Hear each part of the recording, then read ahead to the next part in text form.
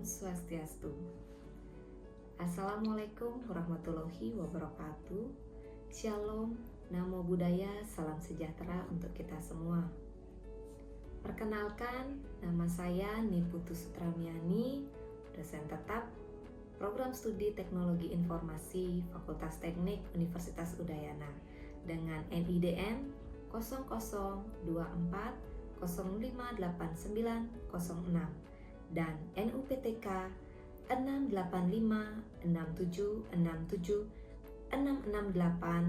685676686823192.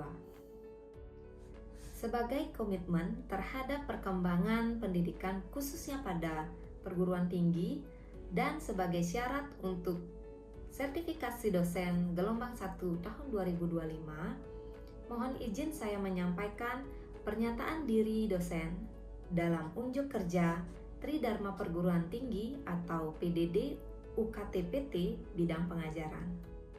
Pada kesempatan kali ini, saya akan memaparkan salah satu mata kuliah yang saya ampu, yaitu Pengolahan Citra Digital dengan beban studi 3 SKS tahun ajar 2024-2025. Mata kuliah ini wajib diambil oleh mahasiswa semester 3 yang bertujuan untuk memberikan pemahaman tentang dasar dari pengolahan citra digital dan menyelesaikan studi kasus dengan berbagai teknik dari pengolahan citra digital. Pada proses pembelajaran dilakukan secara tatap muka dengan total 16 kali pertemuan sesuai dengan kalender akademik. Rencana pembelajaran semester atau RPS dan materi dapat diakses pada link yang sudah disediakan pada deskripsi. Metode pembelajaran pada mata kuliah pengolahan citra menggunakan pendekatan student-centered learning yang mana mahasiswa sebagai subjek utama dalam melakukan eksplorasi terkait dengan teori maupun praktis dalam penggunaan teknik-teknik pengolahan citra digital. Proses pembelajaran meliputi ceramah interaktif, diskusi per kelompok, penugasan proyek per kelompok, dan presentasi hasil proyek. Pustaka yang digunakan adalah buku dari Sandi Pandev tahun 2018 dengan judul Hands-on Image Processing with Python, dan pustaka yang kedua adalah book chapter yang saya bersama tim buat pada tahun 2023 yang berjudul Visi Komputer, Konsep, Metode, dan Aplikasi. Selain itu, saya menambahkan hasil riset saya sebagai contoh implementasi pada teknik pengolahan citra. Capaian pembelajaran lulusan atau CPL dan capaian pembelajaran mata kuliah atau CPMK pada mata kuliah pengolahan citra digital terdiri dari IK 1A, yaitu mampu memahami teori pengolahan citra digital, IK 1B, mampu memahami dan menganalisis teknik pengolahan citra digital, IK 1C, mampu menerapkan pengolahan citra digital dalam menyelesaikan berbagai permasalahan yang relevan, IK 2A, mampu menerapkan ilmu pengolahan citra digital dalam proses penyelesaian studi kasus. Materi pembelajaran pada mata kuliah ini meliputi manipulasi citra dasar, langkah-langkah pengolahan citra digital, teknik pengolahan citra digital, format citra digital, transformasi citra digital, konvolusi citra digital, dan deteksi tepi pada citra digital. Penilaian mata kuliah ini terbagi menjadi dua, yaitu 60% dari proses belajar terdiri dari keaktifan dan tugas, dan 40% dari hasil belajar, yaitu terdiri dari tes tulis pada ujian tengah semester dan proyek pada tugas UAS atau ujian akhir semester. Tentu penilaian ini dilakukan secara adil, objektif, dan akuntabel. Berikut ini merupakan video pembelajaran mata kuliah pengolahan citra digital yang dilakukan secara tatap muka. Terima kasih. Oke, selamat pagi adik-adik.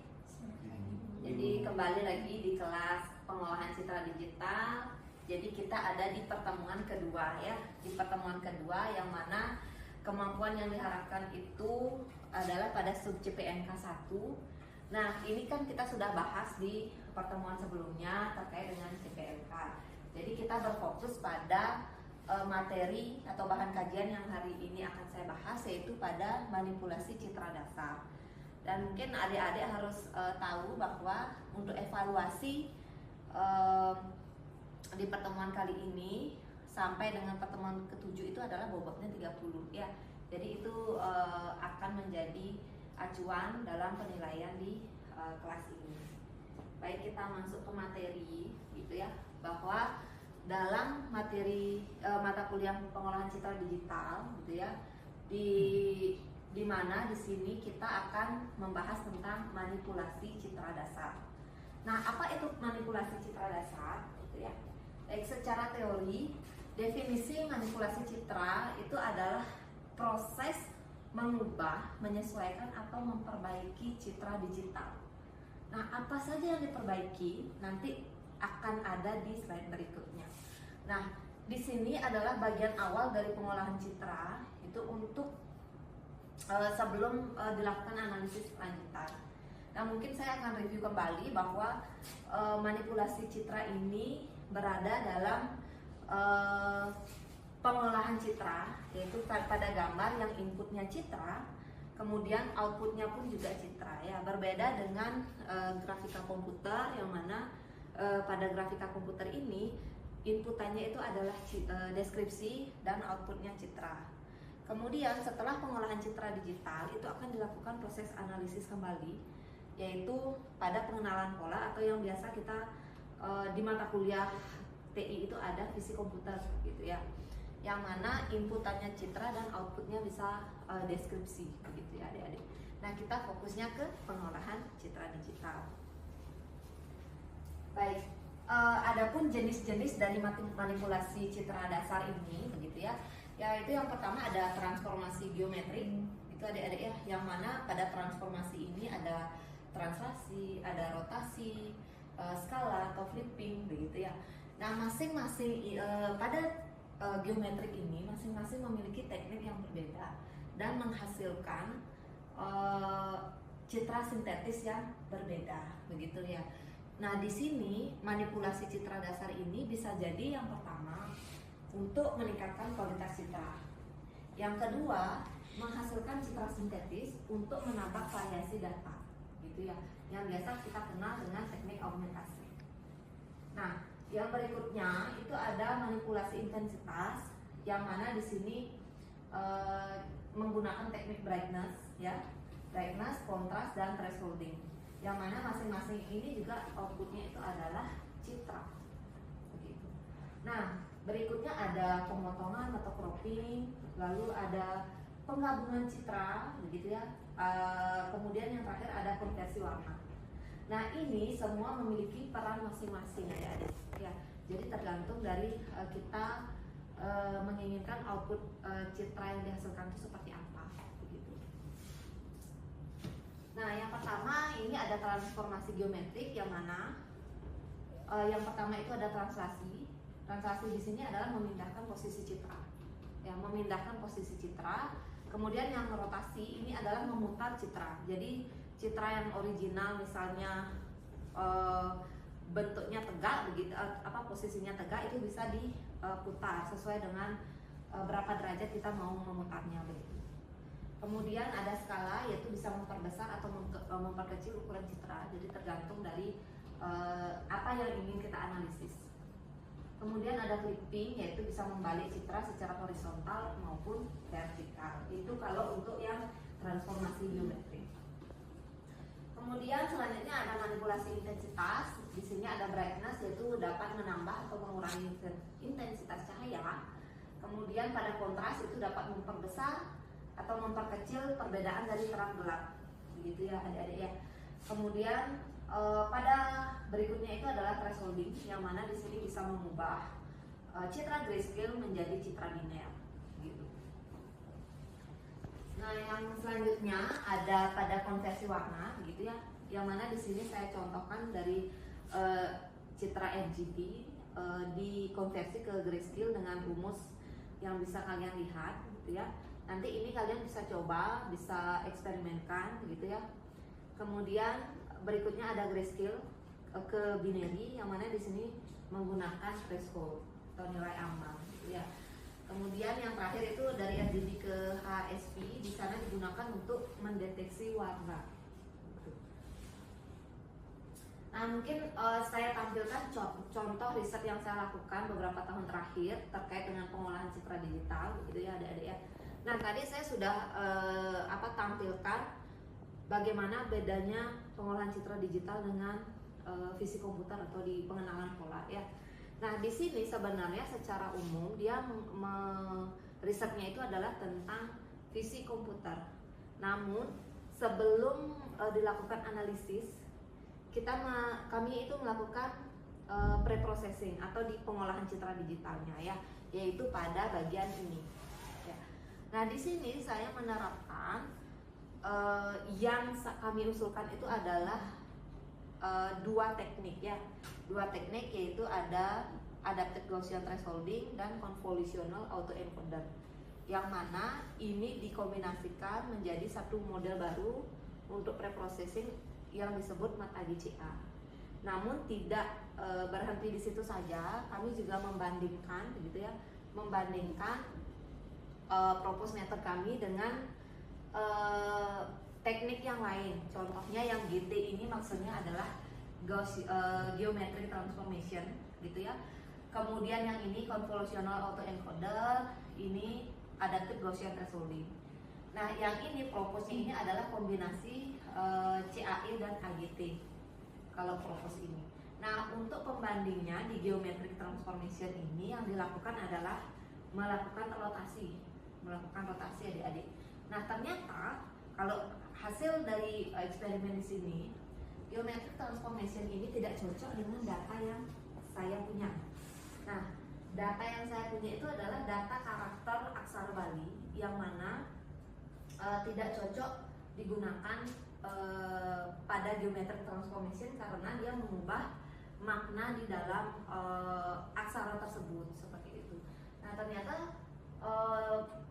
pada CAI dan AGT ini sesuai nih dengan karakteristik dari data yang saya punya, gitu. Sehingga kalau dilihat dari hasil analisisnya bahwa dari geometric transformation ini hasil akurasinya masih rendah. Kemudian dari CAI dan AGT ini sudah mulai meningkat dan sampai dengan propose method yang saya lakukan, gitu ya. Ini hasilnya memang paling optimal di setiap eksperimen. Nah, yang ini adalah pre-train model yang digunakan untuk menganalisa, gitu ya. Mungkin kalau dari sini adik-adik kira-kira ada pertanyaan? Izin bertanya. Oke, silakan sebutkan nama samaran deh. Baik, sebelumnya perkenalkan saya Imade Bagusohi Mahendra dengan NIM 22055510002. Tadi saya ingin bertanya, tadi kan Ibu sudah menjelaskan mengenai banyaknya jenis-jenis dari manipulasi citra dasar. Nah, saya ingin bertanya, misalkan jika kami atau saya ingin melakukan penelitian baru, itu sebenarnya bagaimana cara kita untuk menentukan jenis-jenis manipulasi dasar citranya?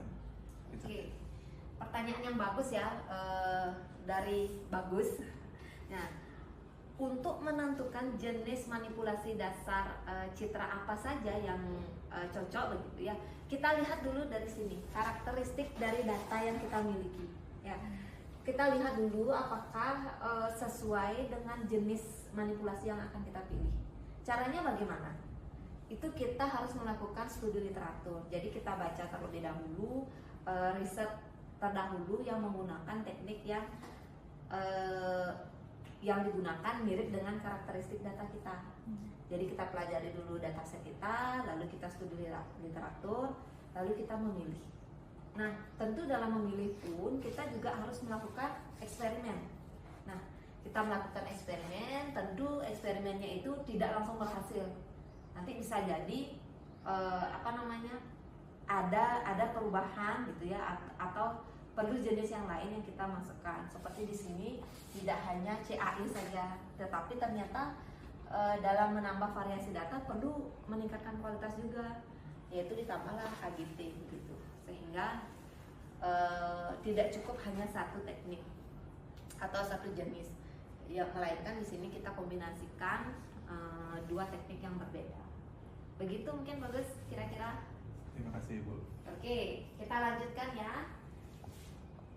Baik, tadi itu kan sudah sedikit terkait dengan konsep manipulasi citra dasar, yang mana di sini saya gitu ya, saya memberikan tugas ke adik-adik. Tugas yang pertama itu ya adalah studi kasus nanti kalian eksperimenkan gitu ya. Nanti kalian bisa mencari citra apapun gitu ya. Boleh kalian memilih, bisa memilih lewat Kaggle atau mengambil langsung citra yang akan dijadikan dataset. Nah, di sini tugasnya adalah melakukan konversi ke grayscale ya. Jadi dari citra original itu kalian konversi ke grayscale. Itu yang pertama. Yang kedua, kalian ubah kontrasnya. Ya, kalian ubah kontrasnya, kalian pilih jenis yang mana akan kalian gunakan. Begitu, entah itu mempercerah atau menggelapkan gitu ya. Kemudian selanjutnya itu adalah putar 90 derajat. Ini masuk ke geometric transformation ya. Kemudian yang ketiga itu ada crop bagian wajah. Jadi kalau kalian menggunakan citra wajah, croplah bagian wajahnya, atau menggunakan objek lain gitu ya. Misalnya objeknya itu ada kucing, ada kelinci begitu. Jadi crop bagian wajah kelinci atau kucingnya gitu. Atau objek yang lainnya, entah itu daun atau karakter aksara seperti penelitian saya itu boleh ya, begitu. Nah, tugas ini nanti minggu depan itu kalian presentasikan di kelas gitu ya. Nah, untuk tugas ini kalian bisa menggunakan tools untuk manipulasi citra, yaitu bisa menggunakan Python, OpenCV, kemudian bisa menggunakan MATLAB atau pada Photoshop gitu. Kalian tinggal pilih kalian mau menggunakan yang mana, seperti itu ya. Nah, ini adalah tugas individu yang pertama. Sudah jelas terkait dengan tugasnya? Sudah, Bu. Baik.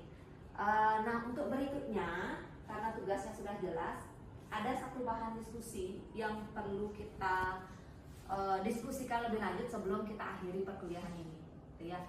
Nah, saya berikan waktu 10 menit gitu ya, 10 menit untuk mencari bagaimana dampak manipulasi terhadap hasil analisis.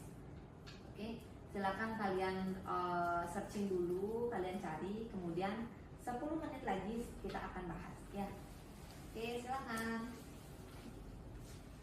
Nah, waktu ya sudah 10 menit. Jadi kita mulai ke diskusi. Diskusinya bagaimana dampak manipulasi terhadap hasil analisis.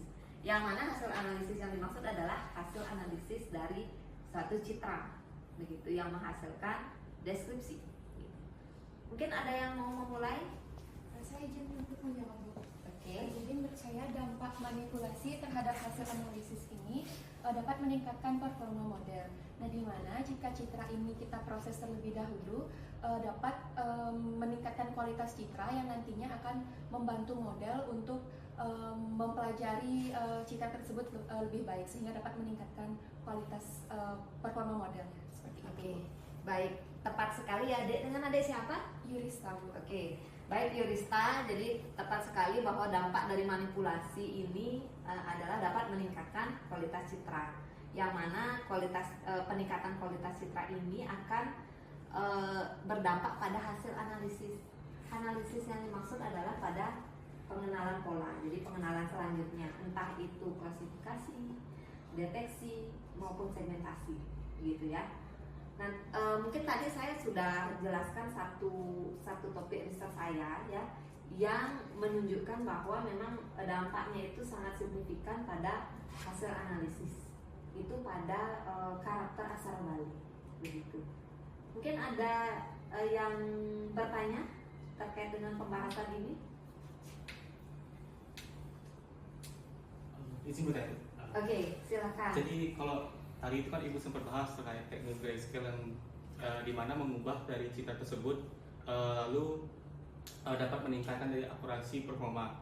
Nah dari kami nanti ketika melakukan penelitian selanjutnya terkait aksara ini, misalkan untuk meningkatkan performa model, dalam hal ini untuk teknik yang akan kami gunakan itu biasanya dari transformasi itu apakah paling berpengaruh dalam hal ini? Oke, baik, terima kasih dengan adik Jeffrey, nama saya. Jeffrey. Nah, Jeffrey untuk eksperimen yang contohnya tadi itu ya, yang contohnya tadi itu seperti yang saya katakan bahwa di awal kita melihat datasetnya dulu, gitu ya.